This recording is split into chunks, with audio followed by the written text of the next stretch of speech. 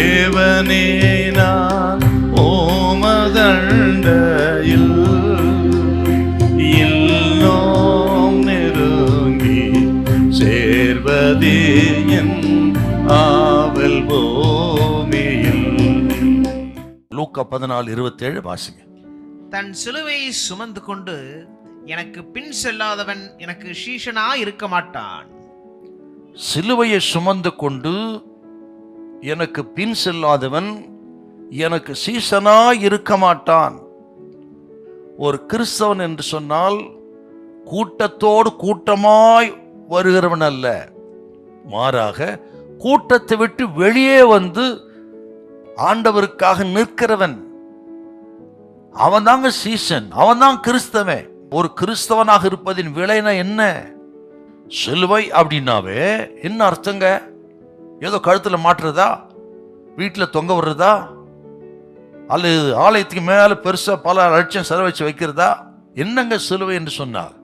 சிலுவை என்றால் கிறிஸ்துவோடு அனுதினமும் நம்மை அடையாளப்படுத்திக் கொள்வது. அப்படின்னா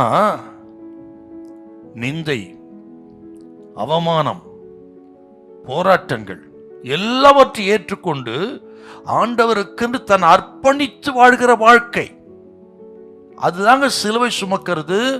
அதுதான் இயேசுவோடு அடையாளப்படுத்துறது. சிலுவை சுமப்பது என்றால் நமது சொந்த விருப்பம், நமது சொந்த திட்டம், நமது ஆசை, இவர்களுக்கெல்லாம் மரிப்பது. ஆண்டவர் பின்பற்றுகிற கிறிஸ்தவன் எப்படி வாழணும் சொல்றாரு பாருங்க. ஆண்டவரே, இனி என்னுடைய திட்டம் அல்ல, உமது திட்டமே என் வாழ்க்கையில் நடக்கட்டும்.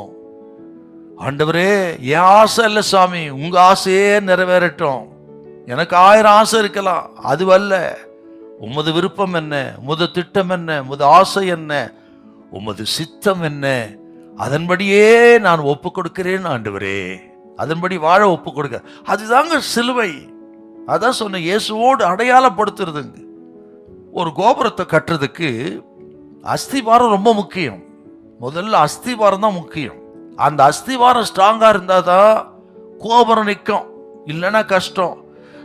ஒரு கிறிஸ்தவன் என்றால் அவனுக்கு அஸ்திவாரம் ஸ்ட்ராங்கா இருக்கணும். என்ன சார் அஸ்திவாரம்? இயேசுவே நமது அஸ்திவாரம். இயேசு மேல் கட்டப்பட்டவளா, இயேசுவே நமது அஸ்திவாரமா இருக்கணுங்க. ஏதோ அழகு, அந்தஸ்து, பணம், அப்படி இப்படி பெரிய பின்னணி, நோ நோ நோ நோ. ஒரு கிறிஸ்தவனுக்கு எது சார் அஸ்திவாரம்? இயேசுவும் அவருடைய உபதேசங்களும் சட்டமே அஸ்திவாரமா இருக்கணும். கிறிஸ்தவன்றது எளிதான வாழ்க்கை கிடையாது. நாம நினைக்கிற மாதிரி எளிதான வாழ்க்கை கிடையாது. கடினமா இருந்தாலும், நிந்தை அவமானமா இருந்தாலும் அவைகள் மத்தியில் சமாதானத்தை கொடுத்து அற்புதமாய் வழிநடத்த கர்த்தர் வல்லவராயிருக்கிறார். ஹல்லேலூயா, ஹல்லேலூயா.